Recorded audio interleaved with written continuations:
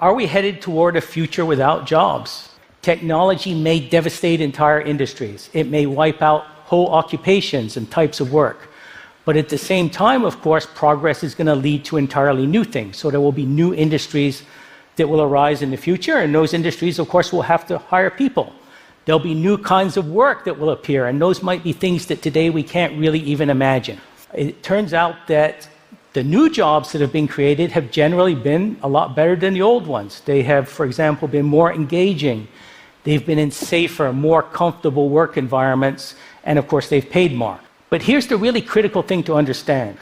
The machines that will threaten workers in the future are really nothing like those cars and trucks and tractors that displaced horses.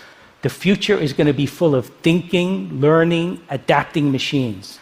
And what that really means is that technology is finally beginning to encroach on that fundamental human capability.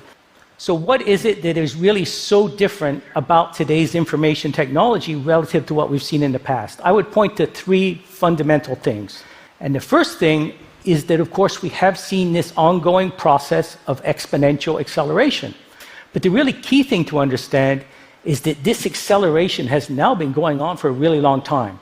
In fact, it's been going on for decades. So as we look forward to the coming years and decades, I think that means that we're going to see things that we're really not prepared for. We're going to see things that astonish us. The second key thing is that the machines are, in a limited sense, beginning to think. And by this, I don't mean human-level AI or science fiction, artificial intelligence. I simply mean that machines and algorithms are making decisions. They're solving problems, and most importantly, they're learning. In fact, if there is one technology that is truly central to this and has really become the driving force behind this, it's machine learning, which is just becoming this incredibly powerful, disruptive, scalable technology. The other key thing to understand is that this is by no means just about low-wage jobs or blue-collar jobs or jobs and tasks done by people that have relatively low levels of education. There's lots of evidence to show that these technologies are rapidly climbing the skills ladder. So we already see an impact on professional jobs, tasks done by people like accountants, financial analysts, journalists, lawyers, radiologists, and so forth. So a lot of the assumptions that we make about the kinds of occupations and tasks and jobs that are going to be threatened by automation in the future are very likely to be challenged going forward. So as we put these trends together, I think what it shows is that we could very well end up in a future with significant unemployment. Or at a minimum, we could face lots of underemployment or stagnant wages, maybe even declining wages. And of course, soaring levels of inequality. Now, all of that, of course, is going to put a terrific amount of stress on the fabric of society. But beyond that, there's also a fundamental economic problem. And that arises because jobs are currently the primary mechanism that distributes income and therefore purchasing power to all the consumers that buy the products and services that we're producing. In order to have a vibrant market economy, you've got to have lots and lots of consumers that are really capable of buying the products and services that are being produced. If you don't have that, then you run the risk of economic stagnation or maybe even a declining economic spiral, as there simply aren't enough customers out there to buy the products and services being produced. It's really important to realize that all of us as individuals rely on access to that market economy in order to be successful. You can visualize that by thinking in terms of one really exceptional person. Imagine for a moment you take, say, Steve Jobs, and you drop him on an island all by himself.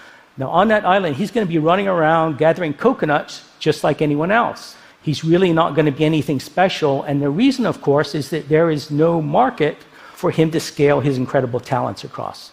So access to this market is really critical to us as individuals and also to the entire system in terms of it being sustainable.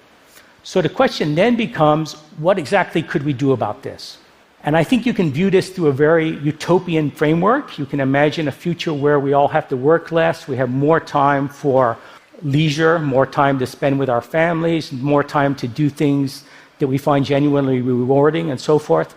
And I think that's a terrific vision. That's something that we should absolutely strive to move toward. But at the same time, I think we have to be realistic and we have to realize that we're very likely to face a significant income distribution problem. A lot of people are likely to be left behind.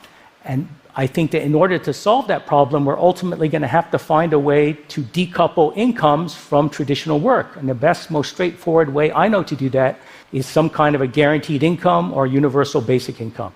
Now, basic income is becoming a very important idea. It's getting a lot of traction and attention. There are a lot of important pilot projects and experiments going on throughout the world. My own view is that a basic income is not a panacea. It's not necessarily a plug-and-play solution, but rather it's a place to start. It's an idea that we can build on and refine. For example, one thing that I have written quite a lot about is the possibility of incorporating explicit incentives into a basic income. To illustrate that, imagine that you are a struggling high school student. Imagine that you are at risk of dropping out of school.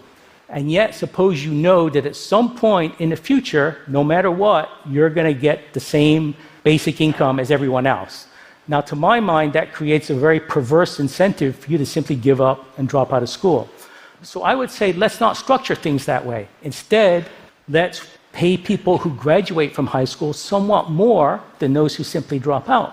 And we can take that idea of building incentives into a basic income and maybe extend it to other areas. For example, we might create an incentive to work in the community to help others, or perhaps to do positive things for the environment and so forth.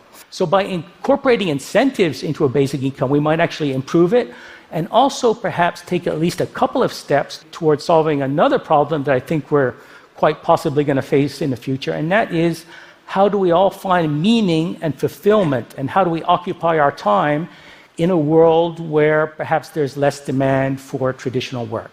So by extending and refining a basic income, I think we can make it look better, and we can also perhaps make it more politically and socially acceptable and feasible. And of course, by doing that, we increase the odds that it will actually come to be. I think one of the most kind of fundamental, almost instinctive objections that many of us have to the idea of a basic income, or really to any significant expansion of the safety net, is this fear that we're going to end up with too many people riding in the economic cart and not enough people pulling that cart. And yet really the whole point I'm making here, of course, is that in the future, machines are increasingly going to be capable of pulling that cart for us. That should give us more options for the way we structure our society and our economy. And I think that eventually it's going to go beyond simply being an option, and it's going to become an imperative. And the reason, of course, is that all of this is going to put such a degree of stress on our society, and also because jobs are that mechanism that gets purchasing power to consumers so that they can then drive the economy. If, in fact, that mechanism begins to erode in the future, then we're going to need to replace it with something else, or we're going to face the risk that our whole system simply may not be sustainable. But the bottom line here is that I really think that solving these problems, and especially finding a way to build a future economy that works for everyone at every level of our society, is going to be one of the most important challenges that we all face in the coming years and decades.